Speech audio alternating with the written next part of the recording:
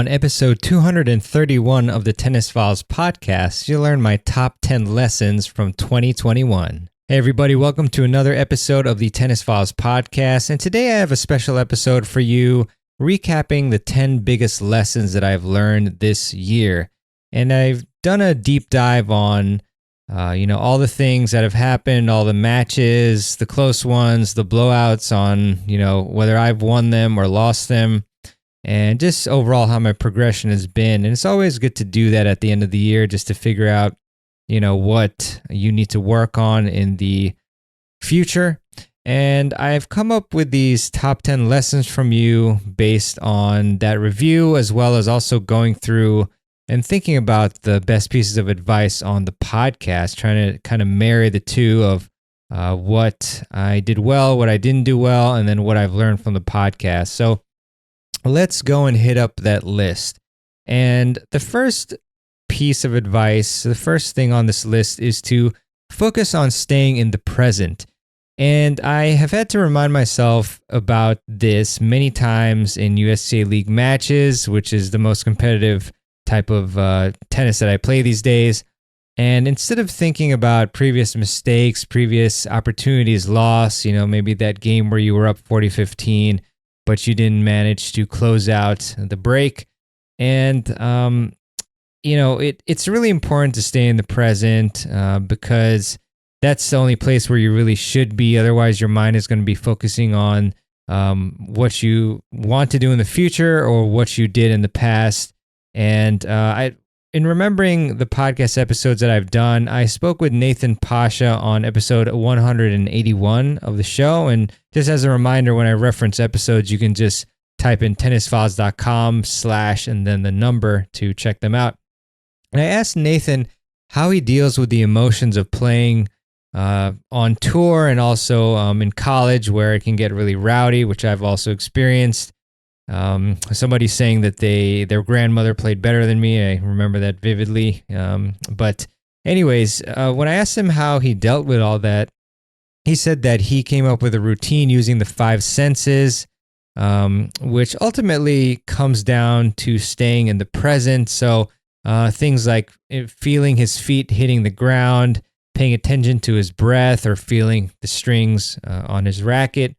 And these types of things help keep his mind calm, which can go wild and feed him negative thoughts and keep him in the present. I know many times, like when I've stepped up to the line to hit a serve, all of a sudden there's some voice in my head that says, you're going to double fault, or just some other random weird thought. And it's really important to have these sorts of routines to keep yourself grounded and in the present so that you can focus on the strategy that you need to implement. And it's just really great to have your mind free and clear of distractions and of, other things nagging your mind. And also, when I spoke with Jorge Capestany on the Tennis Summit this past April, which was really awesome, had, I think 14,000 people who attended and registered. So he also really he broke down, what type of mentality you need to have. And it was basically, players who lose are focusing on the past or the future, and the players that do well and usually win are focusing more on the present. And kind of related on this topic, Micah Babel, who is a former top 30 WTA pro, she mentioned that mindfulness practice is one of the most valuable things that she has learned, I think after she left the tour, that she wished she was able to do and go back to, doing when she played. And, all the great, not all, but many of the great athletes like Novak Djokovic, Bianca Andreescu, LeBron James, the Seattle Seahawks, etc., they've all adopted a mindfulness practice. So, and this mindfulness practice, for example, I meditate in the morning pretty much every day. Lately, actually, in the holiday season, to be honest, I have missed some sessions, but I look forward to getting back on track with all that. But mindfulness practices enable you to stay in the present better, because what you're able to do, or what you practice, is, you're going to lose focus. And with mindfulness practices, the main object of that is to refocus your mind so that you can go back to the present and keep your focus. So, lesson number 2 is to not attach your self-worth to tennis results. I know when I was young, I did this. If I won a match, I was on top of the world. But if I lost a match, especially if it was a match that I should have won or that I felt that I should have won, then I felt like I just had a terrible day, and I felt like I was less worthy than I was before the match. And so that's not something that you should be doing. And I know for a lot of us, we love tennis so much that we kind of naturally, because it's such a big part of our lives, that if we lose a match, then we feel terrible. But, a lot of players, whether knowingly or unknowingly, do base their self-worth on wins and losses. And what this does is it builds a lot of negative pressure that causes people to not play well in the moment because they become extremely results-oriented, whereas we should be more process-oriented rather than results-oriented. And, having pressure is okay and it's normal and we have to deal with pressure, but it's when we put that extra bit of pressure on ourselves through being results-oriented and basing our happiness on winning that we have so much pressure, it becomes very difficult to manage. And I remember speaking to Joey Johnson on episode 183.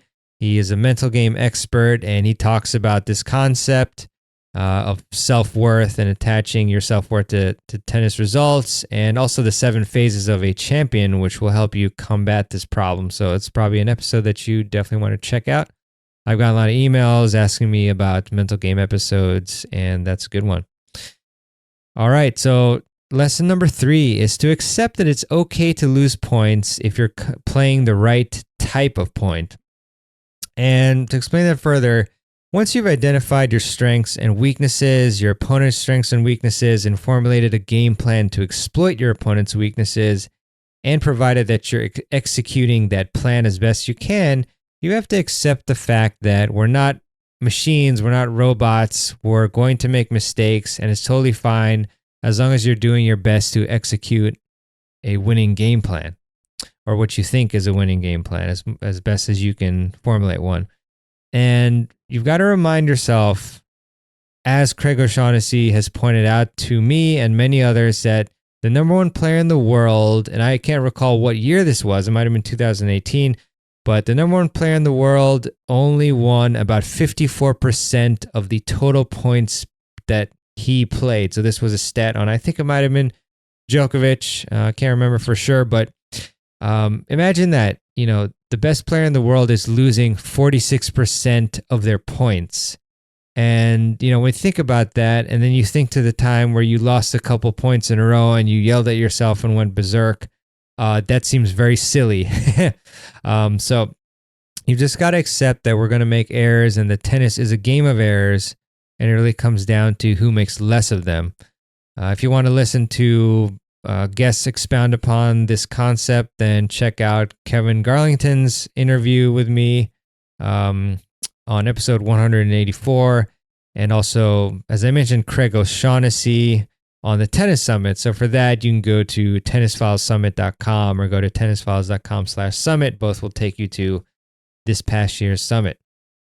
Number 4, the 4th lesson that I learned is that the best players in the world execute basic fundamentals. They don't do anything fancy. I spoke with Marcus Willis on episode 185, and I talked to him about his experience qualifying for Wimbledon, winning several matches in the pre-qualifying and qualifying tournaments for Wimbledon, and then also playing Roger Federer in the main draw of Wimbledon. And it's an awesome story that you should listen to, tennisfiles.com/185. And I asked him what made Roger such a great player, was such a tough player to play against. And he said that people think that Roger wins matches with flashy angles and hitting through the leg tweeners and incredible winners. But, Marcus played him, and he said that Roger does the fundamentals really well, like keeping the ball close to the baseline and dictating the point, but not going for anything too crazy. And Marcus said that he was just unbelievably solid, and he kept looking for forehands was one of his big plans, one of his big strategies. But all that to say that just remember that really it's at the end of the day it's all about being solid, executing basic fundamentals, and working on the fundamentals. I remember my coach in college, whenever I was in trouble, he would just tell me, focus on the basics, go back to the basics. And it really is true. And, recently I've been recording more of my matches, my match play, practice matches, etc. And when I looked at this a set that I played against my friend Greg, who you can check out the YouTube video of that at tennisfiles.com/YouTube, who was a 5-0 at the time, most of the points that we both won were from unforced errors or forced errors. Pretty basic play. And it was just, for me, it was hitting deep balls consistently, forcing short balls, and avoiding hitting short balls, so that my opponent wouldn't be able to go on the offensive. Like, that was pretty much it. It was hit deep balls. It was also attack the backhand. It was try not to hit short balls, because then Greg would take advantage of the points. Like, that was pretty much it. So tennis, a lot of times it feels very complicated, but I encourage you to just try to break it down to its fundamental, core, to the point where you're just going to have a couple basic strategies, even one basic strategy to win the match. All right, lesson number 5 in 2021 is to work smarter, not harder. And you want to have your practices be impactful as possible and as efficient as possible. Therefore, you want to practice the things that will give you the most ROI, which is the most return on investment. That's ROI. And I spoke with Bo Trays on episode 186. He has coached Pro Tour players. And his advice was to practice a serve and return and the point patterns that you're going to actually use in matches. And of course, the serve and return, you're always hitting one or the other, unless you get aced on the return. And obviously, the point patterns that you need to, that will best suit you versus your opponent. These are what you want to practice instead of, 30 minutes of cross-court forehands or other, things like that. Like, these drills are nice to get a groove on your strokes.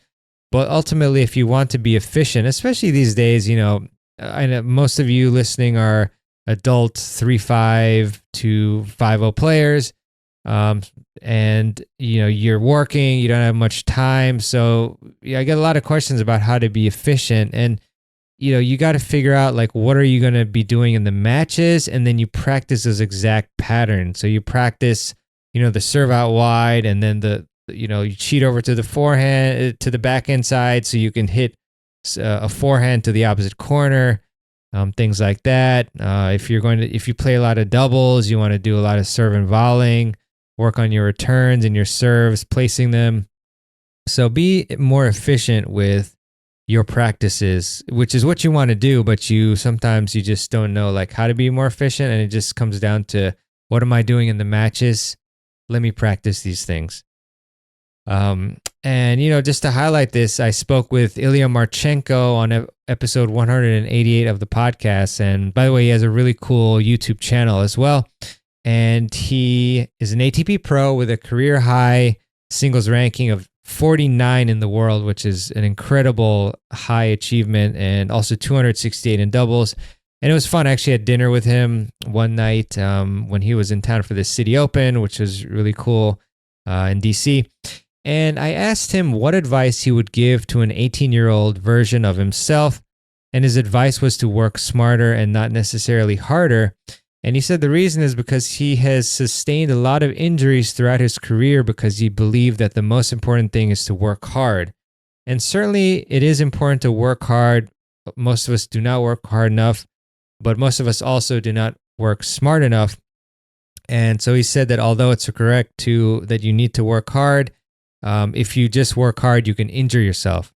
So he recognized that the way that we have to practice and fitness and nutrition and all that has evolved. And so that we have to be smart about our training and our recovery to progress. So lesson number 6 in 2021 is the value of shadow swings. And I really don't think I've done shadow swinging enough. But I remember a conversation with Peter Freeman, my good friend from Crunch Time Coaching on the summit. And, one of his biggest keys to improving was shadow swings. And because they're a great way to develop muscle memory. And, if you think about it, when you're trying to retool a stroke, you don't go straight into competition, right? You don't just start playing a match and then, let me fix my forehand here. What you need to do is to introduce the least amount of pressure in the beginning, or really no pressure. And the way you do that is with shadow swings. And it was interesting too, because I got an email from a Tennis Files subscriber, and she had mentioned that it was raining and that she wouldn't be able to practice. And I mentioned that she should perform shadow swings. And I can't remember exactly what she said, but the email kind of was dismissive of that. And, but a lot of people underestimate the value of shadow swings. You can do this in your house when it's raining, just, adjusting your technique as needed. And once you have done many of those shadow swings, and then you can progress to the next level, which is, a drop and hit. And then gradually you can transition to point play, and then you can transition to practice set, and then finally a match when it's becomes second nature. But shadow swings are where it begins. So if you want to change your technique, start with shadow swings. And, if you just want to practice and it's raining, do some shadow swings.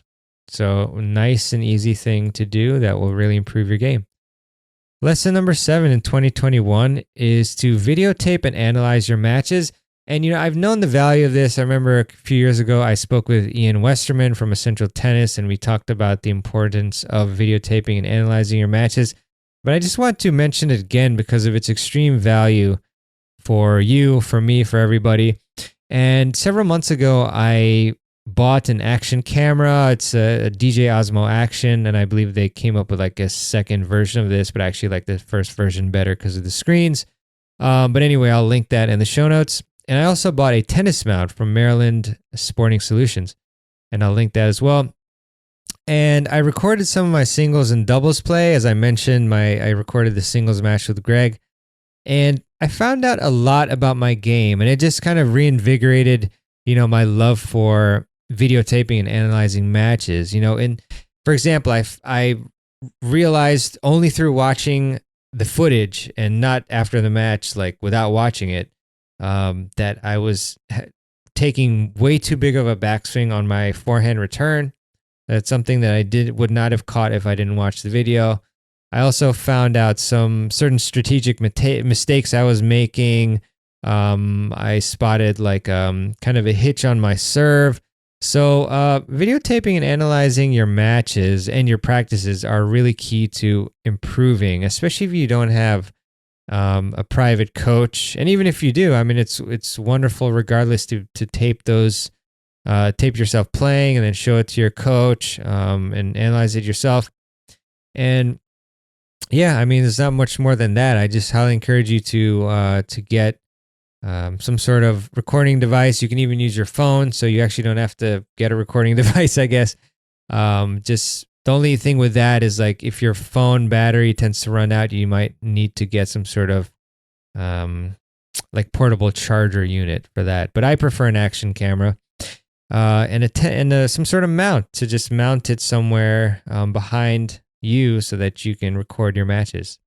So yeah, that is a big lesson that you should put into practice, just like the other 6 that I mentioned. All right, number 8 is tossing the ball lower for more power and more fluidity. And I had a great conversation with James Ludlow from Online Tennis Instruction. And on episode 210, you'd really want to check that one out. It's a serve technique masterclass, and I highly recommend listening to it if you want to improve your serve.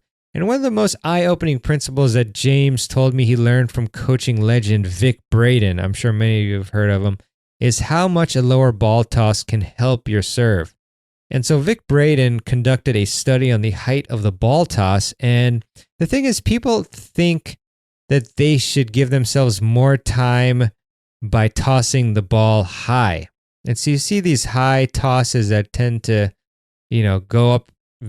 So they go up really high, and they also tend to kind of cause a lot of issues on the serve. So the thing is, Vic found that a higher ball toss falls faster. Hence, it is in the strike zone for a much shorter period of time. So if you think about, let's say you reach up with your racket to where you normally would hit the ball, and you're tossing the ball high, so it's much higher than where the strike zone is, and then it's falling faster when it's at that strike zone. So it's going to be in the strike zone for a less amount of time than a lower ball toss, which remains in the zone of the strike zone for a much longer period of time. And so the thing with the high ball tosses is you also tend to stop your motion, or you have an early racket drop relative to the upward push of your legs. And I found that this was happening.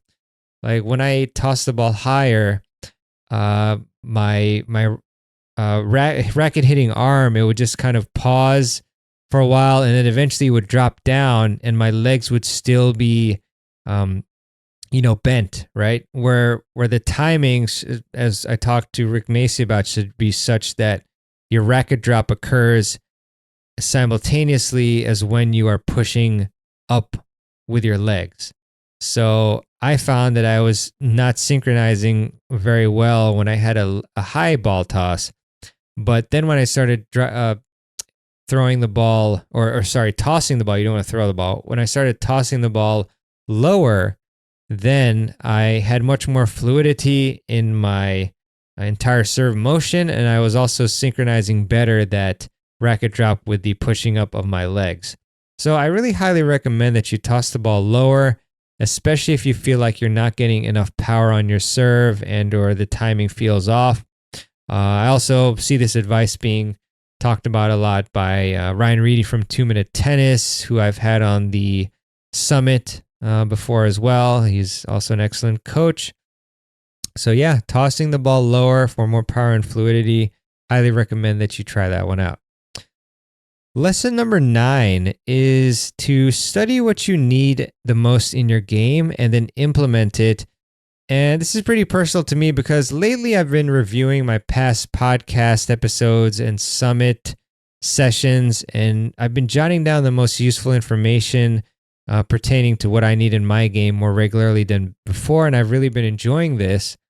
And the thing with me is I produce a lot of content, but I haven't been committed to re-reviewing it as much as I would have liked until recently. And so the approach I would take for you all who are listening is to write down what area of your game you'd like to improve, and then find your favorite sources of tennis instruction, whether that's any of the coaches that I mentioned or other ones, or myself and Tennis Files podcast, tennis summits, and then really study what you need, whatever the biggest return on investment is for your game, and then go out and implement their teachings.